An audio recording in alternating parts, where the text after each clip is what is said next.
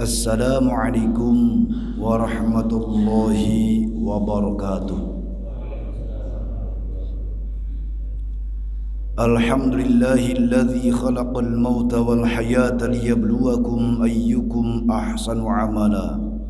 Ashhadu an la ilaha illallah wahdahu la syarika lah wa ashhadu anna sayyidana Muhammadan abduhu wa rasuluhu la nabiyya ba'dah.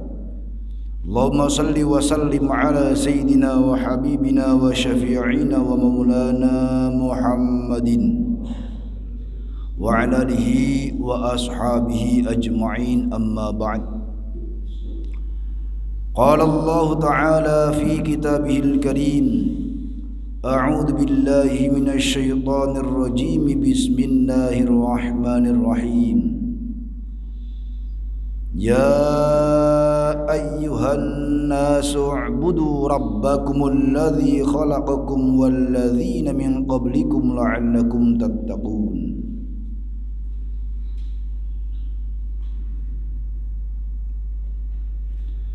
Wa qala Abu Muhammad Al-Hasan bin Ali bin Abi Talib radhiyallahu anhuma, qala hafidtu min Rasulillahi sallallahu alaihi wasallam, da' ma yuribu ila ma la yuribu, inna sidqa tuma'ninah wal kadhiba ribah. Sadaqallahul azim wa balagha rasuluhun nabiyul habibul karim wa nahnu ala dhalika minasy syahidin wasyakirin walhamdulillahi rabbil alamin. Yang sama-sama kita hormati pengurus DKM Masjid Khair Ummah, yang sama-sama kami hormati para sepuh tokoh masyarakat, pemangku wilayah, hadirin jamaah majlis ta'lim yang senantiasa dirahmati Allah Subhanahu wa taala. Alhamdulillahirabbil alamin, segala puji bagi Allah yang selalu melimpahkan karunia nikmatnya yang tiada terhingga jumlahnya, sehingga siapapun di antara hamba-hamba Allah yang hendak menghitung nikmatnya niscaya tidak akan ada yang sanggup. Maka kenikmatan yang luar biasa dirasakan oleh hamba-hambanya ini, oleh kita semua selaku umat manusia. Wajib kiranya kita untuk senantiasa bersyukur kepadanya. Rasa syukur yang kita panjatkan kepada Allah Subhanahu wa taala semata-mata kebaikan akan kembali kepada kita. Janji Allah jelas, la in syakartum la azidannakum wa la in kafartum inna adzabi lasyadid. Allah menegaskan seorang hamba yang pandai bersyukur atas nikmatnya, maka pasti akan Allah lipat gandakan kenikmatan tersebut. Beriring kenikmatan yang luar biasa, terkadang Allah mengiringinya dengan berbagai ujian musibah. Kami menyampaikan dengan bahasa terkadang Allah mengiringi ujian. Kenapa bahasa terkadang Allah mengiringi dengan berbagai ujian tadi? Karena betapapun dahsyatnya Allah memberikan ujian musibah kepada hamba-hambanya, tidaklah seberapa dibandingkan dengan rahmat Allah. Tidaklah seberapa dibandingkan dengan rahmat Allah. Kalaulah murka Allah lebih besar daripada rahmatnya, umat manusia bisa saja sudah habis. Karena diakui ataupun tidak, lebih banyak manusia di dalam kekufuran dalam hal nikmat kepadanya. Lebih banyak manusia yang lalai di dalam ketaatan kepadanya. Namun berkali-kali Allah memberikan kesempatan untuk bertaubat.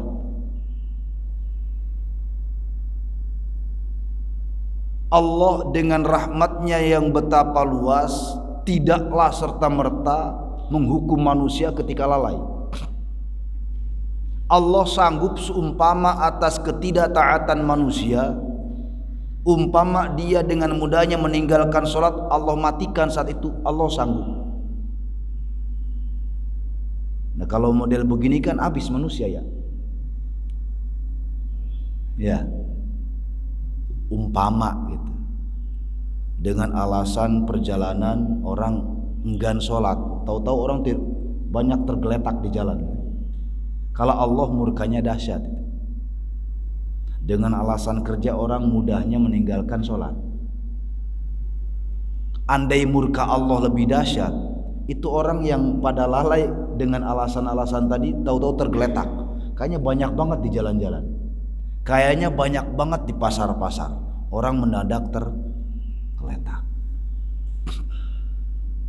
Nyatanya sudah betapa besar dahsyatnya rahmat Allah yang luar biasa dibandingkan dengan murkanya. Terkadang kita masih sepele, menyepelekan. Tidak seberapa yang Allah matikan dengan ujian pandemi ini kok. Walaupun kita menyatakan dahsyat pandemi ini, hanya dengan sedikit alasan kurang menjaga protokol kesehatan, itu pun dengan berjenjang waktu, tidak lama kemudian meninggal. Semata-mata karena rahmat Allah. Sekali lagi, kalau andai umpamanya murka Allah lebih besar daripada rahmatnya, rasa-rasanya manusia banyak yang mati.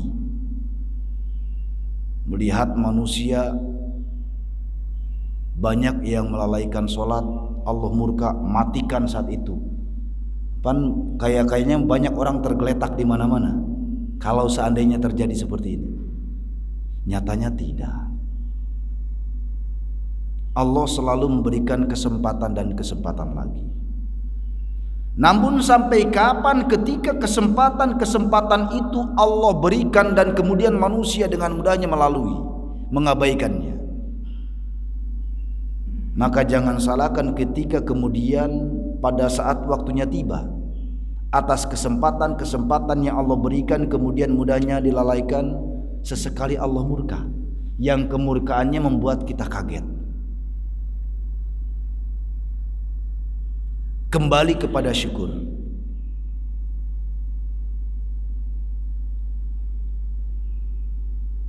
Padahal janji Allah, kalau hambanya pandai bersyukur pasti akan ditambahkan nikmatnya. Nikmat itu apa sih?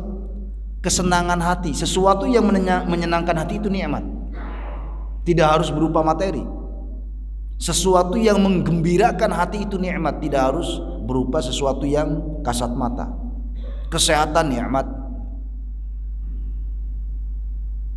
Waktu yang luang atas kesibukan terhadap dunia, kemudian disibukkan terhadap perkara akhirat, itu nikmat.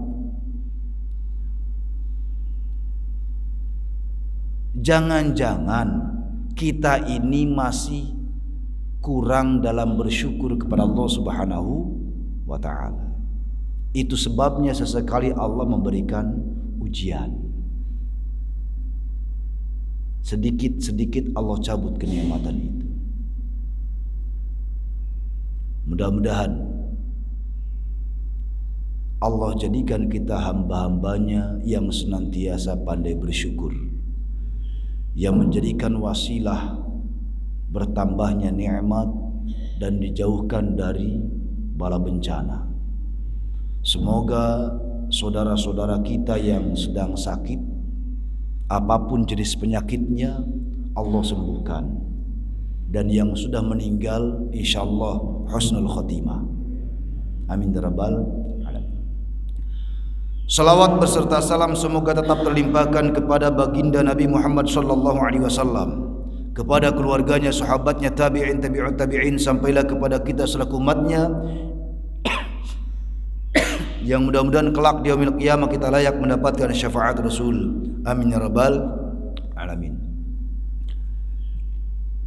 Marilah kita awali dengan pembacaan suratul Fatihah. Mudah-mudahan hal ini mengiringi keberkahan majlis ta'lim ini, bertambahnya ilmu. Andai kita faham dalam memahami ilmu, tidak faham sekalipun, menjadikan keberkahan hidup kita, bertambahnya pahala. Al-Fatihah. A'udzu billahi minasyaitonir rajim. Bismillahirrahmanirrahim. Alhamdulillahi rabbil alamin.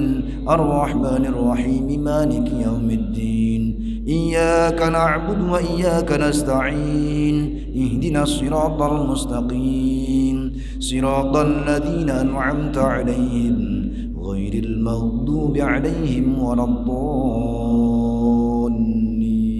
Rabbi. Hadirin yang dimuliakan Allah Subhanahu wa taala, melanjutkan kajian hadis surah Al-Baqarah ayat selanjutnya, ayat 21, tentang perintah Allah untuk beribadah, perintah Allah kepada manusia untuk senantiasa menghambakan dirinya, menghambakan diri kepada Allah Subhanahu wa taala. A'udzu billahi minasyaitonir rajim. Bismillahirrahmanirrahim. Ya ayyuhan nasu u'budu rabbakumul ladzi khalaqakum wal ladzina min qablikum la'allakum tattaqun. Ya ayyuhan nasu, wahai manusia, u'budu, sembahlah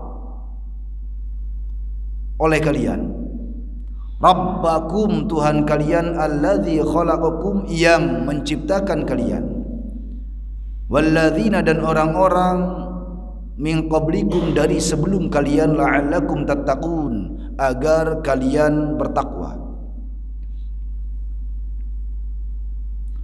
Qaulu subhanahu wa ta'ala, ya ayuhan nasu u'budu rabbakum. Qala Alqamah wa Mujahid, kullu ayatin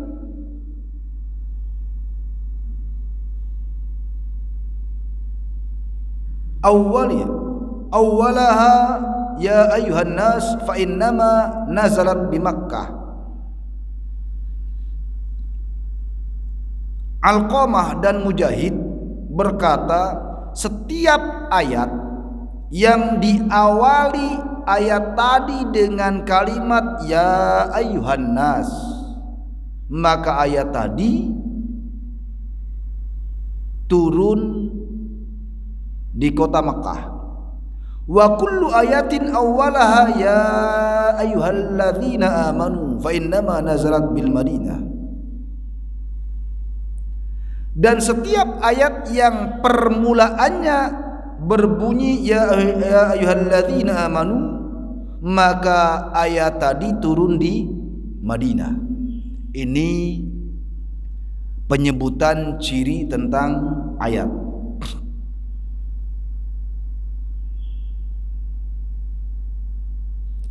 Qultu, aku berkata, aku di sini berarti pengarang kitab ini, Abu Muhammad Abdullah bin Muhammad bin Ahmad al-Ansari al-Qurtubi. Wa hadha yaruddu anna hadhihi surata wan nisaa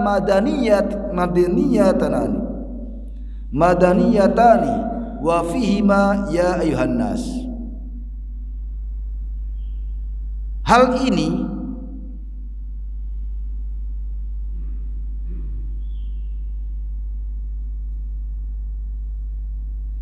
menunjukkan bahwa Surah ini, surah Al-Baqarah,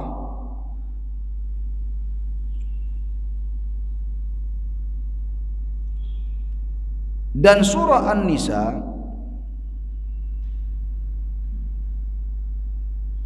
itu termasuk dua surah yang turun di Madinah, yang di dalamnya mengandung ya ayyuhan nas. Jadi khusus ayat ini walaupun umumnya kalimat yang dimulai dengan ya ayyuhan nas itu biasanya turun di Mekah, tapi khusus ayat ini atau surah ayat tersebut yang ada di dalam surah Al-Baqarah dan surah An-Nisa itu bagian dari surah yang turun di Madinah. Jadi maksudnya di dalam surah Al-Baqarah, di dalam surah An-Nisa, ketika di dalam dua surah tadi terdapat kalimat ya ayyuhan nas, yang biasanya kalimat ini pertanda turun di Madinah, turun di Mekah, namun di dalam dua surat ini kalimat ya ayyuhan nasu itu turunnya di Madinah. Walaupun pada umumnya ciri ya ayyuhan nas itu turunnya di Makkah.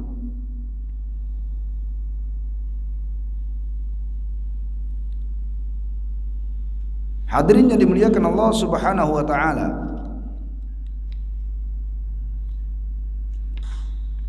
Ya ayyuhan wa ya fi qawlihi ya ayyuha harfu nida. Jadi ya ayyuha itu bagian dari huruf nida. Huruf nida itu apa ya, bahasa kita itu undangan, mengundang, memanggil, wahai, hai, ya fulan, berarti kan mengundang atau mengajak. Harfu nida, huruf yang bermakna undangan atau panggilan.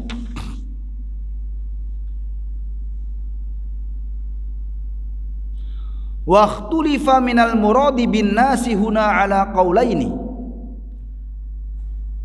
Terdapat perbedaan makna yang dikehendaki dengan lafaz an-nas di dalam ayat ini. Perbedaan itu terdapat pada dua pendapat.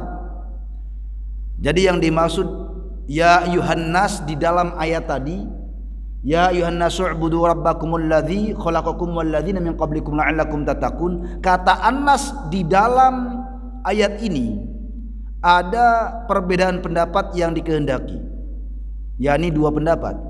Ahaduhuma, salah satunya, al-kuffarul ladzina lam ya'buduhu yadullu alaihi qauluhu wa in kuntum fi raibin. Salah satu pendapat menyatakan bahwa an-nas di dalam ayat ini maksudnya adalah orang-orang kafir yang tidak mau menyembah Allah. Yadullu alaihi qauluhu wa in kuntum fi raibin. Hal ini menunjukkan atas firman Allah di dalam ayat setelahnya, wa in kuntum fi raibin, di dalam ayat ke-23.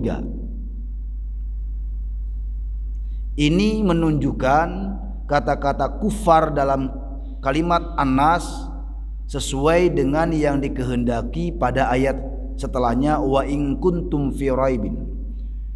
Dan jika kalian di dalam keraguan, berarti kan karena ayat ini menceritakan tentang keraguan akan Al-Quran yang diturunkan kepada Nabi Muhammad SAW. Mereka meragukan, menganggap mustahil. Maka ayat itu menegaskan kalau kalian ragu terhadap Al-Quran yang diturunkan kepada hambaku, yakni Nabi Muhammad SAW, maka coba datangkan orang yang sanggup membuat Al-Quran. Jadi itu tantangan Allah kepada orang-orang kafir. Itu pendapat pertama Yang dimaksud an-nas di sini adalah orang-orang kafir yang tidak mau menyembah Allah. Ats-tsani, pendapat yang kedua, annahu 'amun fi jami'in nas. An-nas di dalam ayat ini itu sifatnya umum di dalam makna keseluruhan manusia. Fayakunu khitabuhu lil mu'minin bistidamatil ibadah walil kafirina bibtidaiha.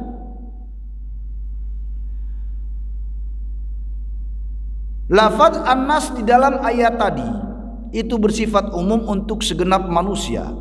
Maka khitabnya ayat ini, khitab itu peruntukan. Jadi objek yang dituju oleh ayat tadi itu namanya khitab. Objek yang dituju oleh ayat tadi itu bagi orang-orang yang beriman, lil mu'minina bistidamatil ibadah. Ayat tadi objeknya bagi orang-orang yang beriman dengan harapan semakin lestarinya ibadah.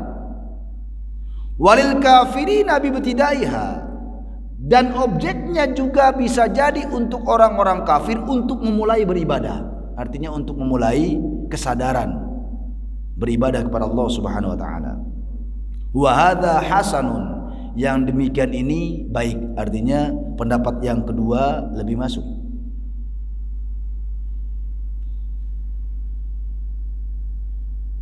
U'budu amrun bil ibadah.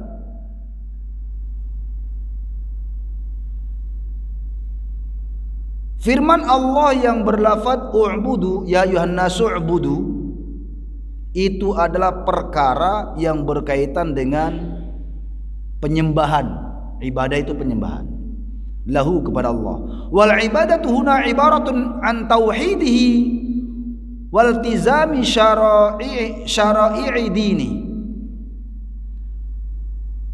Ibadah di sini sebuah ibarat dari mentauhidkan Allah dan menetapkan syariat-syariat agamanya.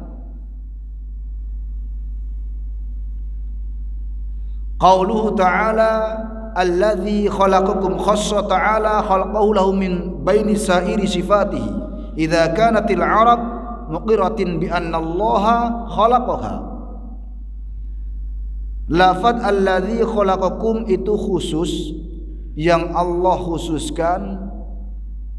Maksud ayat tadi penciptaan Allah yang dikhususkan kepada kaum orang-orang tadi, orang-orang yang dimaksud sebagaimana yang dikehendaki kalam Arab, bahwa sesungguhnya Allah Ta'ala menciptakan mereka. Fadzakara dzalika hujjatan alaihim wa taqri'an lahu, dan hal ini juga menunjukkan sebagai penuturan hujjah atas mereka.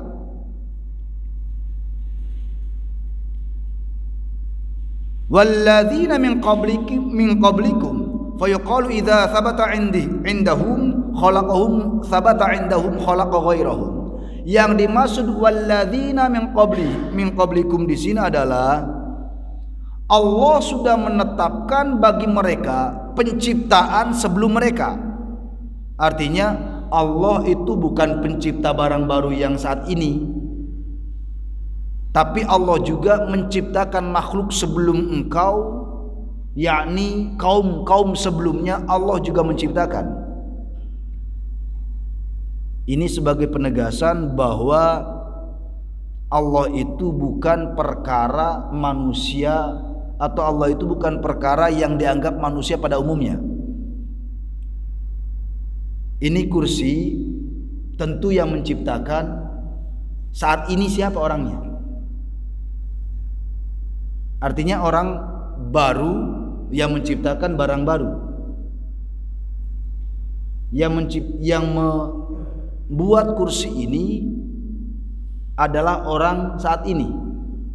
Tidak mungkin yang menciptakan kursi ini orang yang 100 tahun yang lalu. Jadi barang-barang baru itu akan sampailah kepada manusia kabarnya yang tercipta itu adalah dari barang baru. Berbeda dengan Allah. Allah yang menciptakan kalian saat ini dan juga orang-orang sebelum kalian. Artinya Allah itu zat yang maha terdahulu. Kalau kita makan barang baru yang dulu nggak ada, sekarang ada. Kalau Allah menciptakan sesuatu yang sekarang juga menciptakan barang-barang yang terdahulu. Itu yang menunjukkan bahwa Allah zat yang terdahulu, zat qadim, baqa, adalah ketetapan yang pasti Allah ciptakan sesuatu barang yang terdahulu. Hadirin yang dimuliakan Allah Subhanahu wa taala. Kemudian ayat selanjutnya,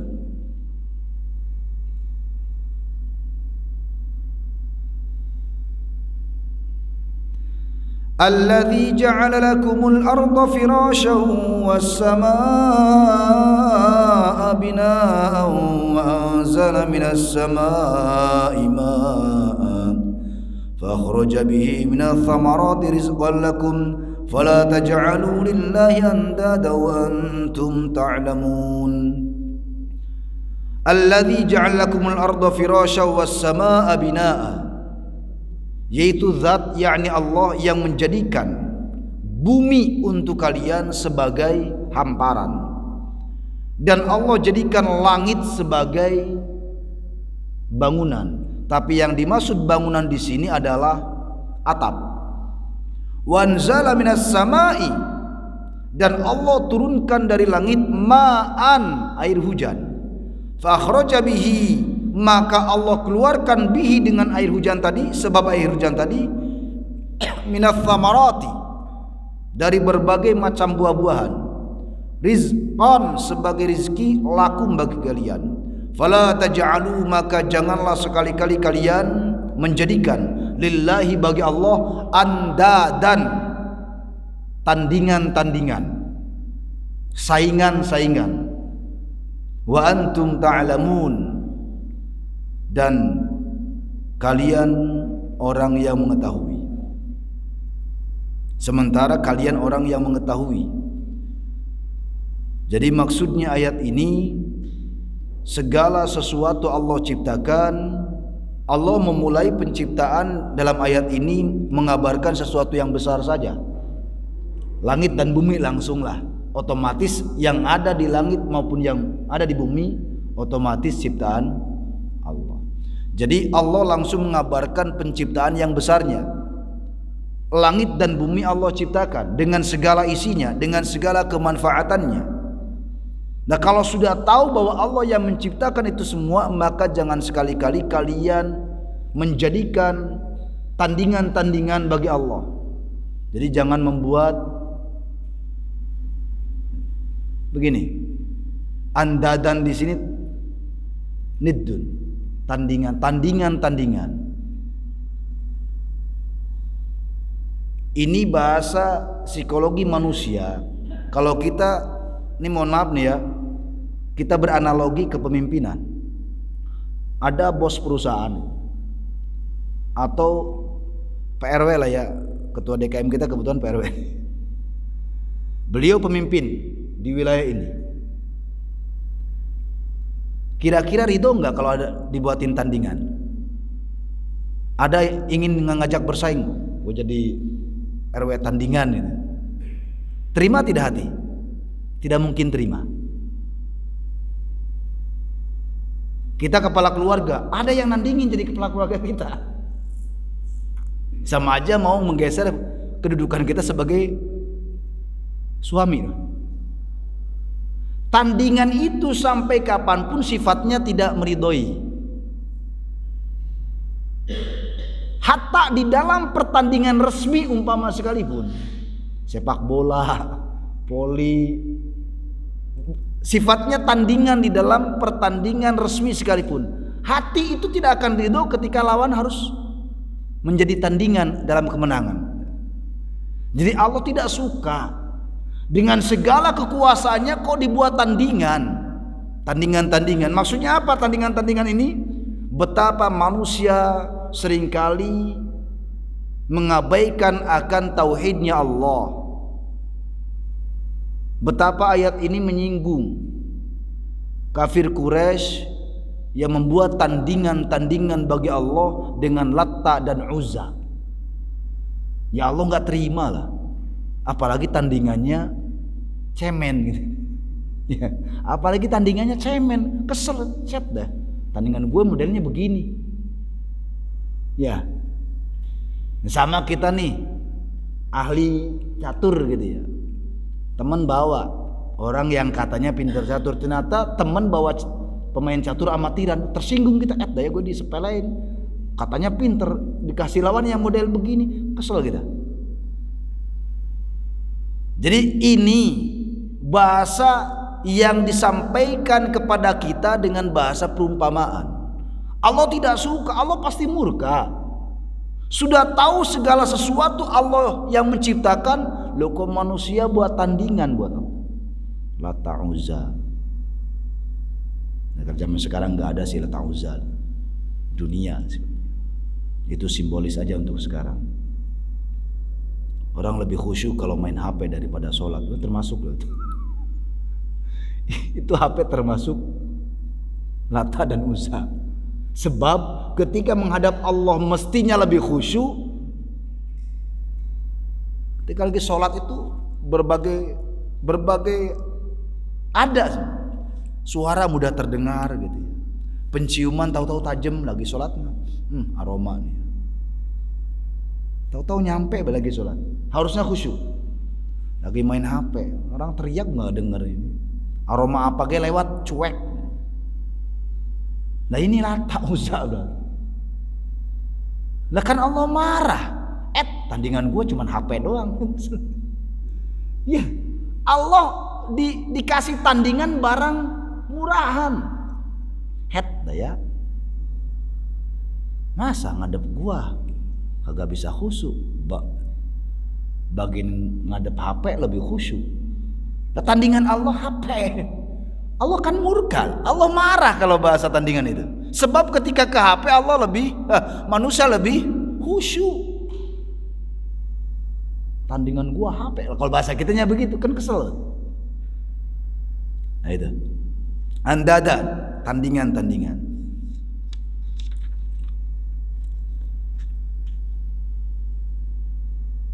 Jadi ja'ala di sini bermakna khalaqa. Jam 6 kurang. Ada iklan banyak di luar. Lalu lalang udah. Nah,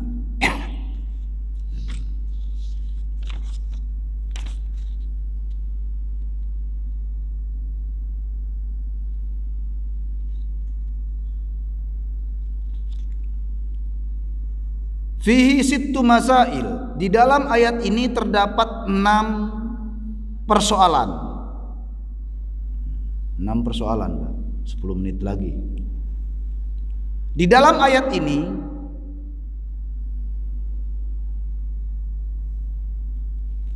terdapat 6 persoalan. Alladzi ja'alakum. Tadi terdapat 6 persoalan.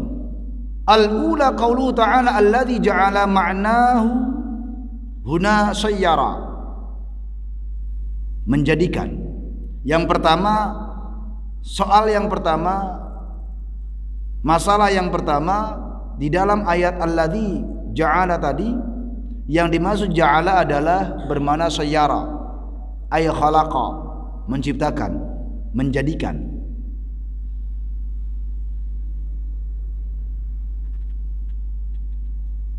Firashan ay wita yaftarishunaha wa yastaqirruna 'alaiha.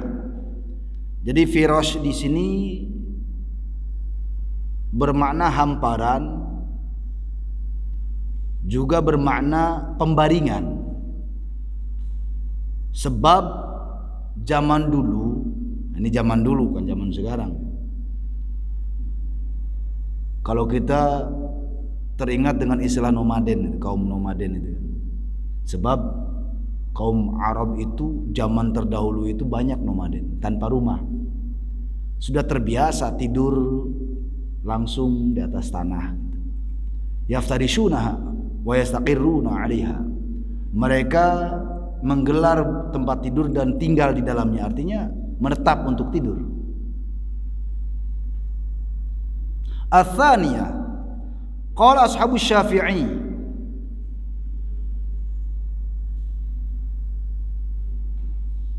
perkara yang kedua adalah para pengikut Imam Syafi'i, law halafa rajulun alla yabitu ala firashin aw la yastasriju bisiraji fabata 'ala al-ardi wa jalasa fi syams.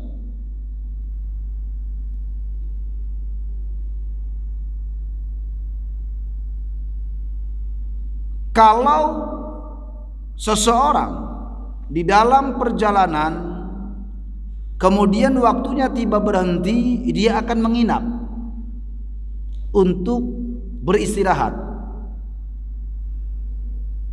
Fabata 'alal ardi, dan mereka menginapnya itu di atas bumi, maksudnya langsung tiduran aja. Orang-orang terdahulu, para musafir itu ya belum ada kendaraan, apalagi belum ada penginapan kayak zaman sekarang. Ketika lelah mereka langsung tidur. Wa jalasa fi syamsi, mereka duduk. Bukan duduk fi syamsi di dalam matahari, bukan. Maksudnya mereka ya tidur aja ketika malam di bawah bulan, dan ketika siang mereka ya duduk aja di bawah sinar matahari. Ats-tsalitsatu, perkara yang ketiga, qauluhu ta'ala was-samaa'a binaa'a, as-samaa'u lil ard kas-saqfi lil baiti. Masalah yang ketiga adalah firman Allah Subhanahu wa taala was-samaa'a binaa'a, kalimat was-samaa'a binaa'a, as-samaa'u langit, lil ardi bagi bumi, kas-saqfi seperti saqaf itu apa tadi? Atap lah. Lil baiti bagi rumah. Jadi ibaratnya bumi ini rumah, langit adalah atapnya.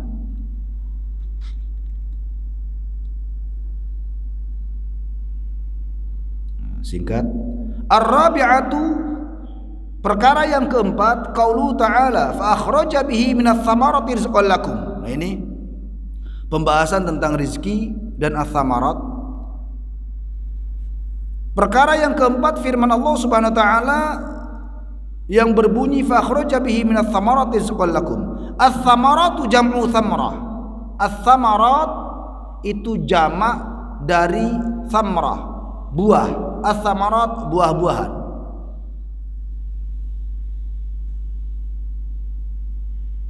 Wa yuqalu, dan dikatakan tsamarun mithlu syajar. Tsamar itu bisa jadi bukan bermakna buah tapi juga pohon.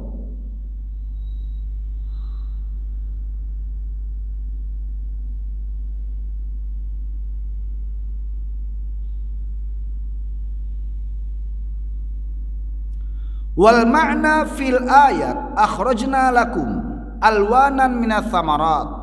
Makna di dalam ayat tadi yaitu kami keluarkan untuk kalian alwanan, berbagai macam warna, minats tsamarati dari buah-buahan, wanwa'an minan nabati, dan bermakna berbagai macam rupa, minan nabati dari tetumbuhan. Jadi tsamarat di sini bermakna, maksudnya bukan kemudian ini mangga banyak jadi buah mangga, bukan. Tapi tsamarat di sini berbagai macam buah-buahan. Bahkan tsamarat di sini berbagai macam rupa tetumbuhan. Rizqan ta'aman lakum, rizki sebagai makanan bagi kalian. Wa alafan lidawabikum, dan sebagai pakan bagi ternak kalian.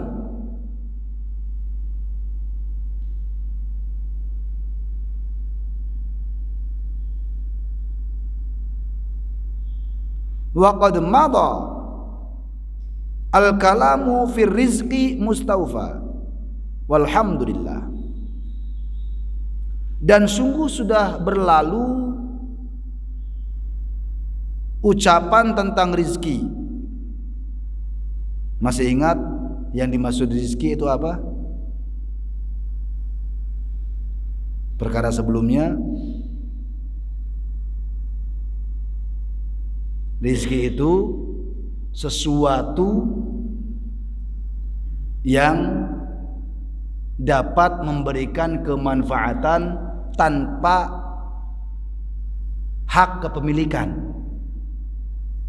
Kan sempat pada pembahasan sebelumnya orang Mu'tazilah itu apa? Yang dimaksud rizki itu sesuatu yang memberikan kemanfaatan dan punya hak milik. Padahal tidak. Nyatanya ketika kita kena pencurian aja, oh mungkin rezeki dia, rezeki si rampok tadi, walaupun dengan cara bukan hak milik. Burung gereja makan padi yang sedang dijemur, itu rezeki burung gereja, padahal miliknya siapa? Milik yang punya padi. Rizki itu barang yang memberikan kemanfaatan tanpa hak milik, itu namanya rizki.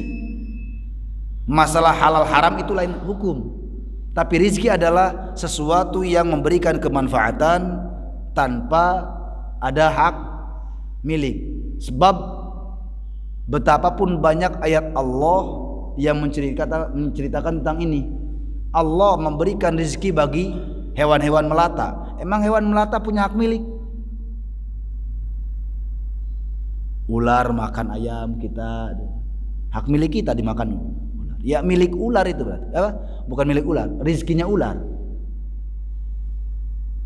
Buah-buahan kita dimakan codot, ini rizkinya codot. Padahal milik kita, itu namanya rizki. Kalau rizki itu adalah segala sesuatu yang memudahkan kita untuk berbuat baik. Itu seperti apa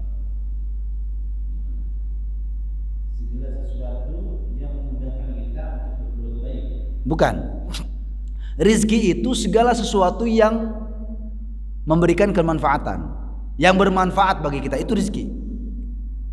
Adapun bagaimana untuk berbuat baik, itu adalah hukum.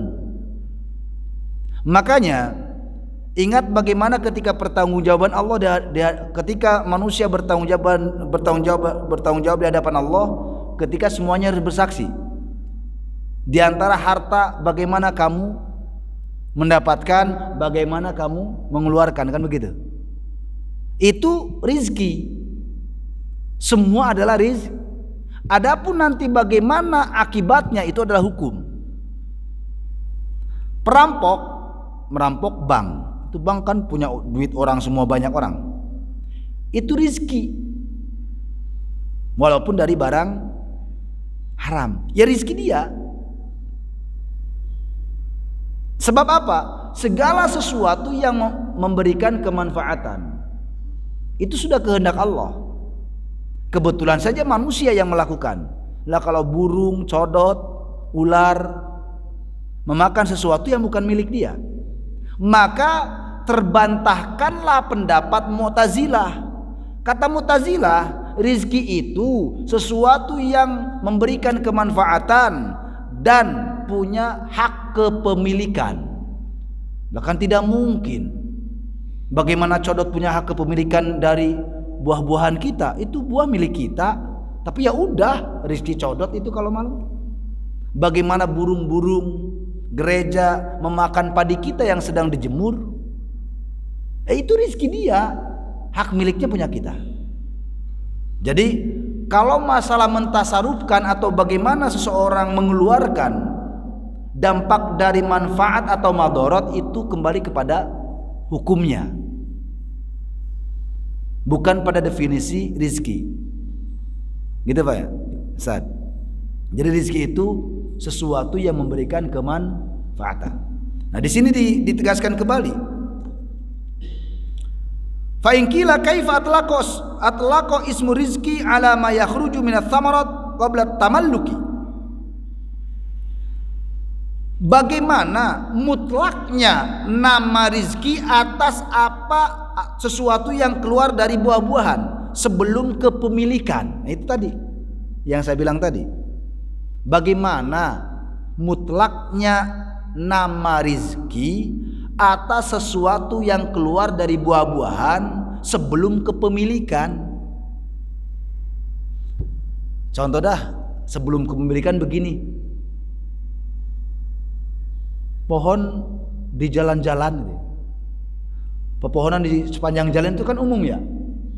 Ya kalau bahasa kepemilikan kan dinas kebersihan umpamanya gitu. Tapi secara kepemilikan kan umum. Atau oke lah kalau pinggiran jalan mah ada yang nanamnya kali, bagian dinas itu ada biasanya ya. Ini mah kita di hutan belantara lah. Ada pohon mangga, pohon rambutan di hutan belantara.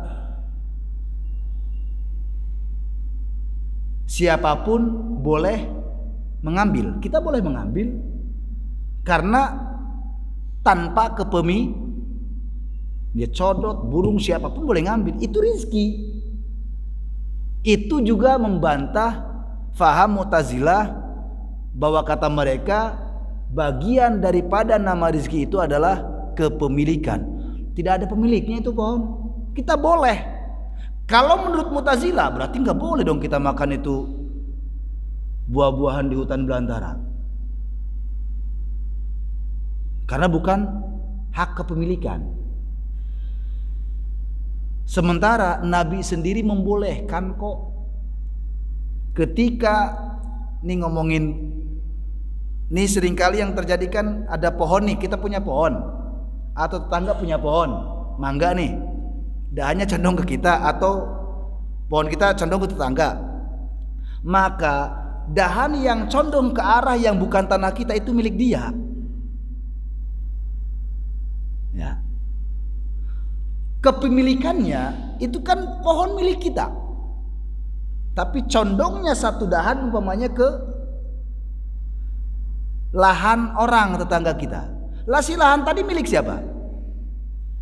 Milik orang lain. Maka si dahan yang condong tadi punya hak kepemilikan bagi yang keganggu dahan tadi. Jadi tamlik di sini atau hak kepemilikan tidak mutlak, sesuai dengan kepentingan. Itu yang dimaksud kaifa atlaqa. Bagaimana mutlaknya ismu rizki, nama rizki, alama yakhruju minats thamarat qabla tamannuki, atas sesuatu yang keluar dari buah-buahan sebelum kepemilikan. Qila lahu, maka dikatakan, dijawab kepadanya, li'annaha ma'addatun li'annat tumliku wa yasi'u bihal intifa' fahiya rizqun. Dijawablah pertanyaan tadi, sesungguhnya buah-buahan itu terhitung dengan kepemilikan siapapun bagi yang mengambil kemanfaatan. Jadi sebelum ada kepemilikan siapapun merasa memiliki, maksudnya gitu. Kalau belum ada sah kepemilikan orang lain, maka siapapun berhak memiliki. Wa yasihu bihal intifa', dan sah dengan buah-buahan tadi diambil kemanfaatannya, karena kepemilikan secara umum tidak ada bagi pribadi masing-masing orang. Fahiya rizkun, yang demikian tadi disebut rizki. Jadi rizki itu tidak harus bentuk kepemilikan, tetaplah disebut rizki. Kalau tadi bahasa bagaimana sikap, lah kalau sikap kembali kepada hukum. Kalau dia mengambil barang orang lain dengan cara salah, maka hukumnya lain, gitu saja. Tapi tetaplah disebut rizki. Nah, cuman kita dibuat ejekan kepada orang-orang yang bukan hak milik. Dasar lu ayam. Lah ayam ngambil barang orang karena tidak punya akal. Lu punya akal ngambil barang orang. Kalau bahasa dianalogikan, samanya engkau dengan hewan gitu. atas dengan seenaknya mengambil hak milik orang lain. Tetaplah disebut rizki meskipun bukan tanpa kepemilikan. Masalah bagaimana caranya itu kembali kepada hukum. Ya silakan.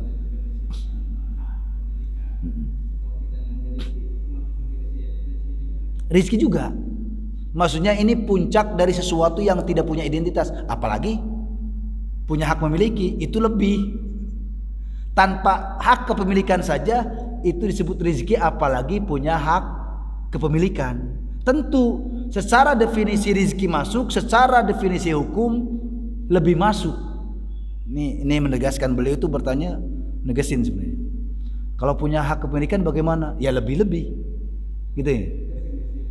Iya. Ya artinya lebih-lebih gitu loh. Artinya lebih-lebih. Kenapa? Pembahasan Al-Quran seringkali mengambil sesuatu yang nonsen, artinya sesuatu yang paling batas minimal. Batas minimal yang disebut rizki itu adalah sesuatu yang memberikan kemanfaatan tanpa hak milik. Kalau tadi bagaimana kalau milik kita? Apalagi tanpa kepemilikan saja ketika itu memberikan kemanfaatan disebut rizki, apalagi punya hak milik. Sementara Mu'tazilah kan hanya disebut rizki lah kalau punya hak kepemilikan. Kasihan banget ayam. Kan Allah menyatakan rizki dapat apa? Ayam dapat rizkinya. Hewan-hewan melata mendapatkan rizki. Sementara apa yang dimakan oleh hewan melata, apakah mereka punya hak milik? Tidak. Gitu ya.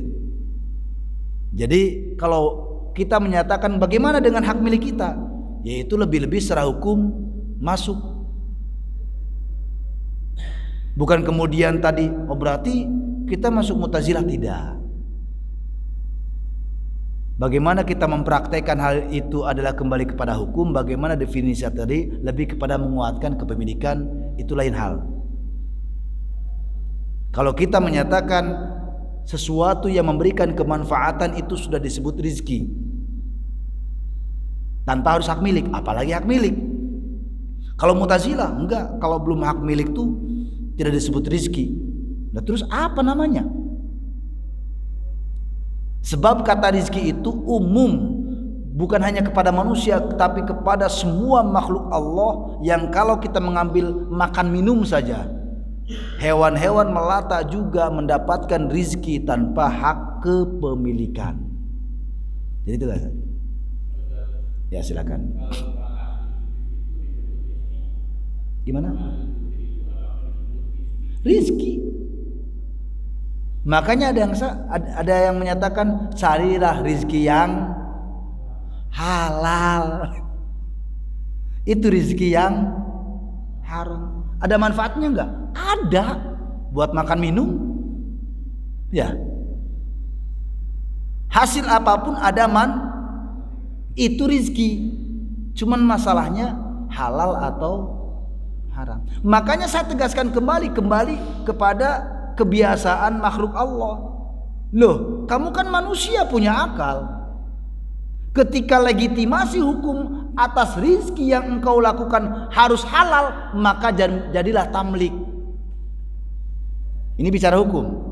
Lah kalau umpamanya kamu mendapatkan rizkimu dengan tidak ada hukum atas tamlik, bedanya apa lu sama ayam? Katakan begitu. Bedanya apa kamu dengan hewan?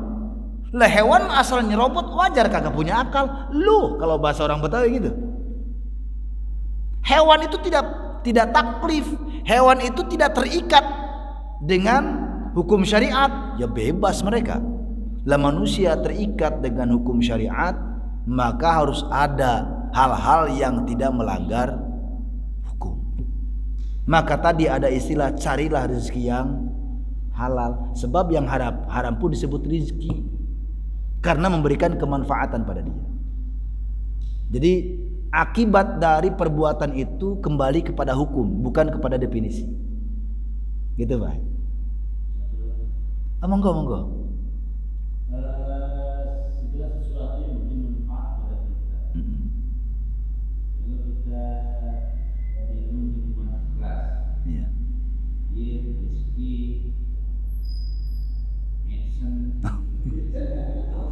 Apal banget.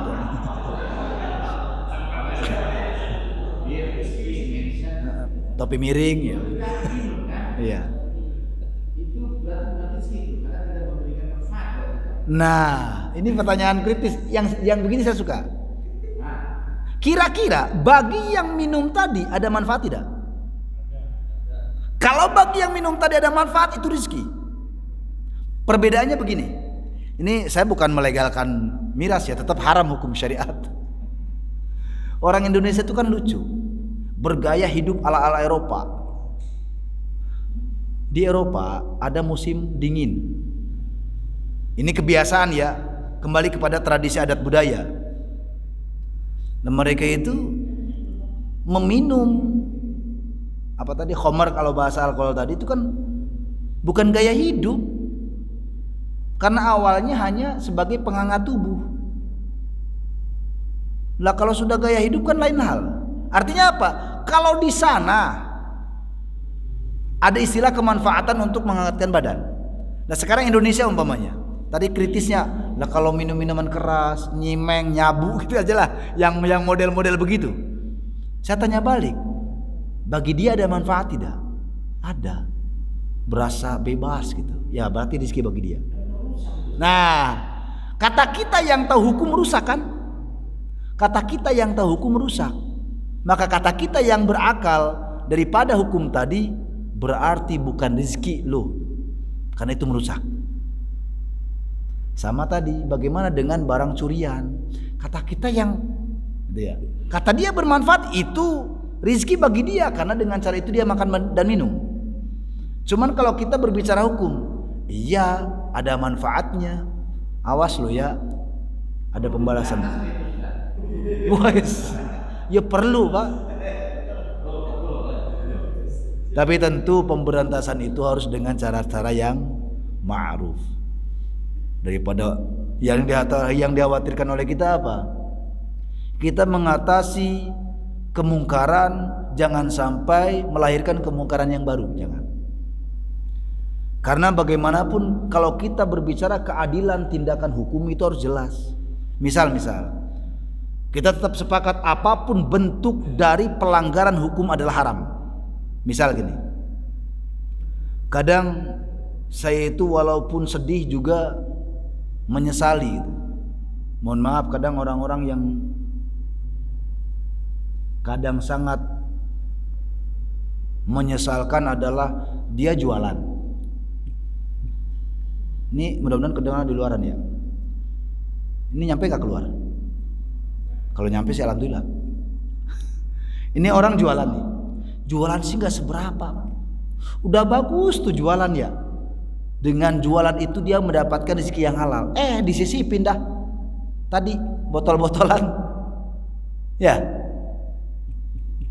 Kita kan ya Allah Gusti, ini udah bagus dia jualan untuk mendapatkan rezeki yang lah disisipin barang haram.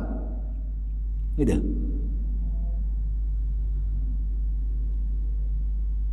Kemudian serta-merta kita mengobrak-abrik. Cukup yang kita hancurkan minumannya, jangan warung keseluruhannya. Kadang kita kan karena emosi semua dihancurin. Enggak. Kita boleh menghukum seseorang atas kedzalimannya, bukan sesuatu yang memperbolehkannya. Kita hancurkan minumannya, tapi bukan dagangan yang lainnya. Karena di dalam dagangan yang lainnya itu rezeki yang halal bagi anak-anaknya. Nah, kan niatnya kita menghancurkan kemungkaran. Kita kadang karena emosi Pak, minta bonus dari tindakan lah. Kesel gua. Jadi bukan hanya minuman yang kita hancurin, semua dihancurin. Loh kok? Ya nggak begitu.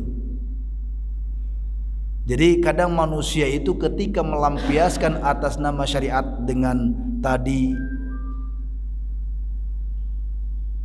melampiaskan atas nama menghancurkan kemungkaran, cukup yang bikin mungkarnya aja, bukan yang lainnya.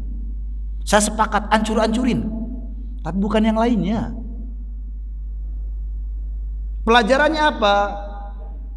Kita kan enak memberikan pengajaran kepada orang yang bersangkutan dan kepada orang-orang yang menyaksikan. Oh berarti murni ini berjuang. Memang dasarnya amar ma'ruf nahi mungkar. Lah kalau dihancurin semua, jangan-jangan ada dendam di antara mereka. Cuman si kemungkaran ini atas nama kedok doang. Jadi kan gitu. Jangan sampai seperti itu. Kita hancurkan yang mungkarnya, tapi biarkan yang lain.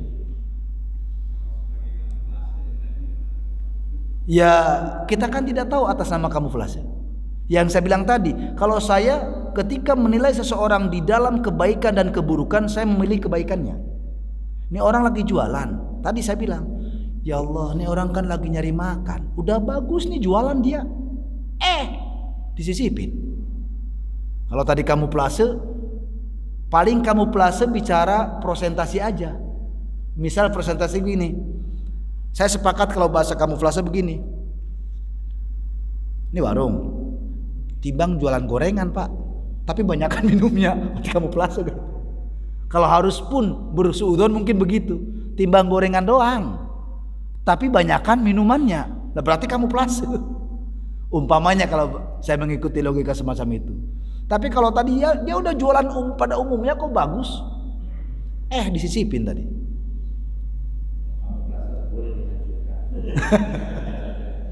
Saya masih belum sepakat pak. Hancurin aja yang haramnya, jangan yang halalnya. Agar memberikan pembelajaran, Pak, kalau di bahasa ini, Pak, Bapak mah boleh yang ini aja nih, saya nggak hancurin karena bagi saya boleh yang ini doang. Kalau bahasa kok nggak dihancurin juga Pak, yang ini mah boleh. Lanjutin yang ini, tapi yang ini saya hancurin semua karena ini haram. Kita kan enak bahasa. Gitu ya. Misal, saya itu punya tetangga Pak. Tidak perlu saya sebutkan, nanti Bapak tahu ketika suatu saat main ke rumah saya ketahuan tetangganya. Saya punya tetangga, dia punya warung jamu tahu ya? Ya ini yang saya pernah ngasih nasihat tapi tidak digubris. Kalau saya ngikutin emosi mah kesel Pak. Dia punya warung jamu, kios jamu ya. Kalau tidak salah waktu itu dia bilang 5 kios banyak, termasuk lumayan sukses lah. Di zaman batu cincin itu kan ya, lagi ramai berapa tahun yang lalu, 5-6 tahun yang lalu. Kebetulan hampir di setiap warung jamunya ngadain mesin itu ya, bubut itu.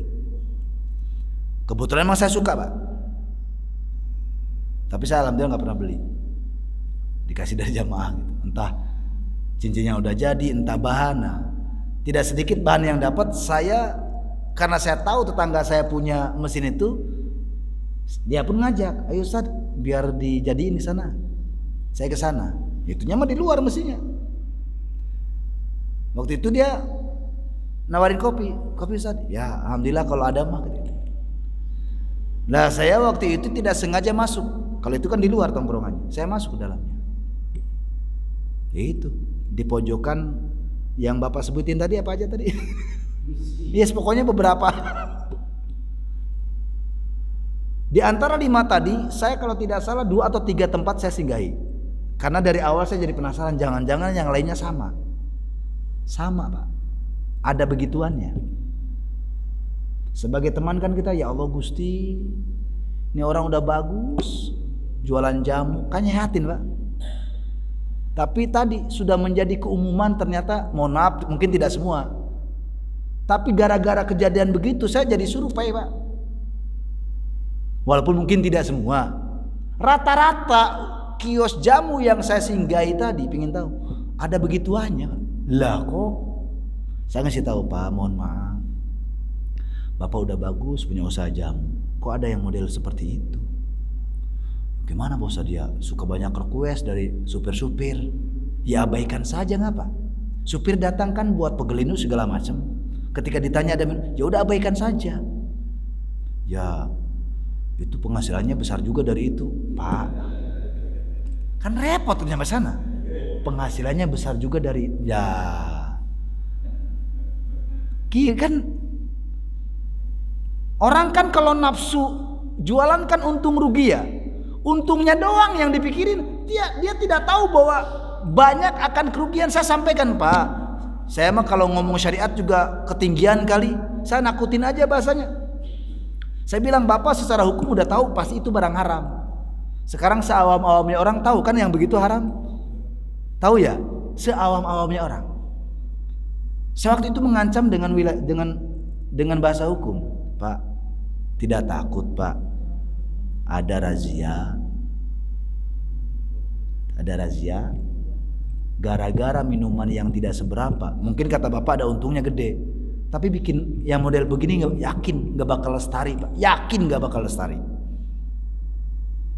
Sesuatu yang halal tercampur barang haram akan merugikan yang halalnya tidak lestari Pak, kalau Bapak tidak segera menyadari. Tidak takut apa nanti akan ada patroli? Nah kalau preman-preman setempat mah udah aman Pak. Jadi kadang yang model begitu tuh perhitungannya dunia saja. Saya sudah berulang kali ngasih nasihat, betapa sedihnya bagi saya tetap menjadikan Pak, walaupun kesel saya sedih. Tidak lama kemudian 2 bulan 3 bulan kemudian itu beriringan 5 kiosnya habis. 5 kiosnya langsung ada yang kebakaran, ada yang ditinggalkan penjualnya, pembelinya, ada yang karena minuman palsu orangnya meninggal. Saya bilang Pak, setelah terjadi kebangkrutan saya ngomong Pak, sudahlah, saya sudah memperingatkan berapa kali dari kemarin, silakan buka usaha baru yang semacam itu juga boleh, tapi hindari minuman tadi. Karena bagaimanapun barang halal ketika sudah kecampuran barang haram itu biasanya tidak lestari. Jadi gitu ya. Nah, kalau jualan itu termasuk kemungkaran bukan Ustaz? Gimana? Termasuk kemungkaran enggak? Apa tuh? Jualan ini. Ya kemungkaran Pak. Berarti kita wajib untuk mengubahnya. Wajib. Kalau sanggup Pak. Tapi nanti dulu jangan bilang Pak, boleh kok direstuin sama Ustaz Saiful nanti dulu Pak. Jadi tetap ya, kalau wilayah fikih itu ada, ini jadi panjang nih. Ini wilayah fikih lah ya Pak. Wilayah fikih, pengaturan amar ma'ruf itu diserahkan kepada lembaga pemerintahan. Artinya apa? Kalaupun toh kita punya power untuk merubah itu, kita lapor dulu. Sudah lapor ternyata tidak digubris, boleh kita bertindak. Itu pun dengan catatan memberantas kemungkaran, tidak menimbulkan kemungkaran baru. Yang saya bilang tadi, hancurin aja. Tapi menghancurkannya khusus yang bikin mungkar, yang halalnya jangan Pak. Ya, yang halalnya jangan. Itu catatannya Pak ya. Khawatir justru niat kita amar ma'ruf terkotori karena nafsu. Jadi kita amar ma'rufnya itu karena emosi gitu. Apa gitu dihancurin. Nah, jangan-jangan sisanya dari setan dari. Sebab barang halalnya ikut dihancurkan. Akhirnya yang jelek apa? Yang jelek kita juga Pak. Jangan-jangan begini kali ya kelakuan dia mah. Jangan-jangan. Jadi tidak ada lagi kemurnian lahir batin kita dalam berdakwah amar ma'ruf nahi mungkar. Hancurkan yang mungkarnya, tetap jaga yang halalnya. Itu saja. Fatwa nih Pak. Asik dapat fatwa ini. Silakan, yang penting tadi protokol. Kayaknya lagi strong-strongnya. Ini bukan karena dendam kan Pak? Bukan. Memang kita ada salah satu yang memang ada yang terjun di kemungkaran itu. Iya, harus ada. Yang penting tadi catatannya, hancurkan yang mungkarnya, yang halal jangan. Gitu ya. Lagi ada jalur Pak. Ya? Jamrud.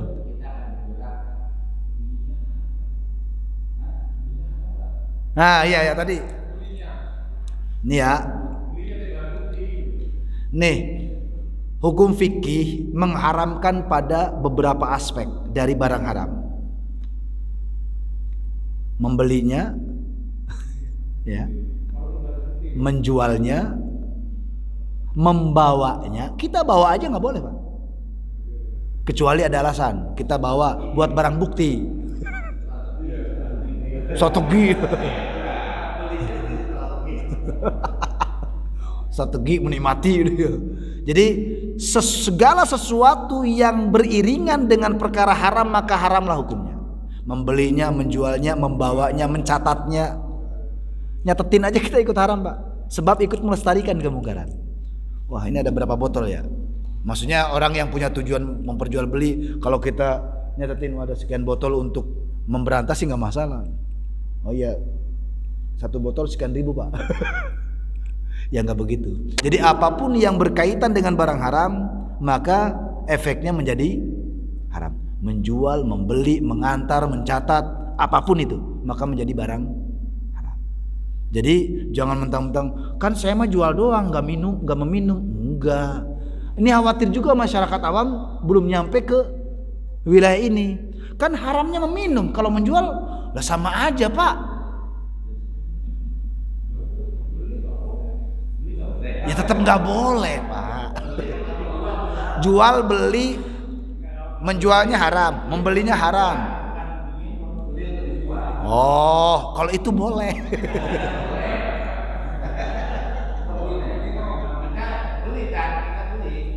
Yang jadi masalah kenapa harus dibeli, Pak? Siasat. Kirain mah enggak, Bapak baik banget. Ngasih rezeki yang haram. Sekian banyak krat dibeli gitu. Oh, jadi strategi gitu ya. Keren diborong semua. Keenakan dia yang jualan.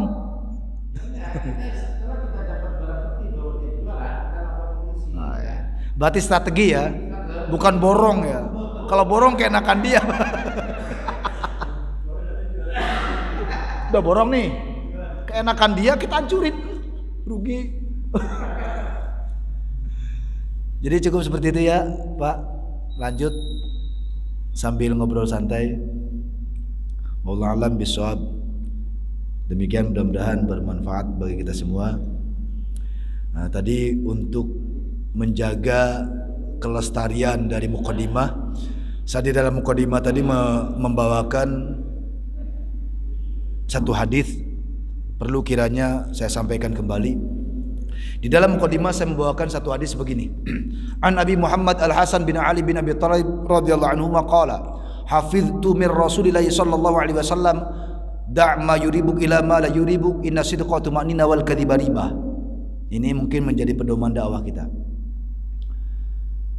Dari Abu Muhammad Al-Hasan. Jadi Hasan punya anak namanya Muhammad. Dari bapaknya Muhammad, yakni Hasan bin Ali bin Abi Thalib radhiyallahu anhu qala, dia berkata, hafidtu mir Rasulillah sallallahu alaihi wasallam, aku hafal beberapa nasihat dari Rasulullah sallallahu alaihi wasallam, di antaranya da' ma yuribuk ila ma la yuribuk, tinggalkan perkara yang meragukanmu dan kerjakan perkara yang tidak meragukanmu. Ini nasihat tingkat tinggi bagi orang-orang yang keimanannya terjaga. Maksudnya apa? Da' ma yuribuk, tinggalkan perkara yang meragukanmu. Ketika kita hendak berbuat, kok kita dalam keraguan, tinggalin. Sebab segala keraguan itu biasanya datangnya dari alladzi yuwaswisu fi sudurin nas, yaitu sesuatu yang membikin was-was dada manusia. Minal jinnati wan nas, ternyata yang membikin was-was dada manusia setan. Alladzi di sini setan. Minal jinnati wan nas, setan yang berupa jin dan manusia. Jadi kalau ada manusia bikin was-was hati kita, setan dia. Ini ayat yang ngomong ya. Kita pengen berbuat baik, dia bikin hati kita ragu, setan. Tinggalkan perkara yang meragukanmu, sebab sesuatu yang meragukan biasanya datangnya dari ila ma la yuribuk, dan kerjakanlah perkara yang tidak meragukanmu, sesuatu yang meyakinkan. Sesuatu yang meyakinkan. Urusan hati. Kita pernah mendengar Rasulullah SAW bersabda, ketika engkau di dalam keraguan terhadap suatu perkara, maka bertanyalah pada hatimu. Sebab hati orang yang beriman itu terjaga. Kita sedang menghadapi perkara sulit, pelik, kemudian tidak ada orang yang kita pingin nanya kepada orang yang ngerti tapi nggak ada orangnya, maka bertanya pada hati. Niscaya dengan keimanan Allah tuntun hati kita. Kalau ini benar Allah yakinkan hati kita. Kalau ini salah keraguan akan menghinggapi hati kita. Inna sidqa tuma'nina wal kadhiba riba. Sesungguhnya kejujuran itu akan melahirkan kedamaian. Tadi hati itu tempatnya kedamaian, ketenangan dan kebimbangan. Jujur itu melahirkan kedamaian. Orang yang jujur itu tenang di mana-mana, tidak merasa diawasi oleh dosa. Tenang. Naik motor, ada razia, tenang. Ada SIM STNK lengkap. Jujur dia. Aduh. STNK nggak dibawa, motor orang, SIM nggak punya, ragu. Berarti banyak kebohongan. Jadi kejujuran itu akan melahirkan kedamaian. Bukan sekedar kedamaian bagi orang si pelaku kejujuran, juga kedamaian bagi orang-orang yang ada di sekelilingnya. Kita jadi tenang kalau ngadepin orang jujur. Kita mau ngasih amanat ke dia juga tenang. Jadi kejujuran akan melahirkan kedamaian bagi dia yang melakukan kejujuran dan bagi orang-orang yang ada di sekelilingnya. Itu kejujuran. Wal kadhiba riba, dan sesungguhnya dusta, kebohongan itu akan mengakibatkan kebimbangan. Bimbang bagi si pelakunya.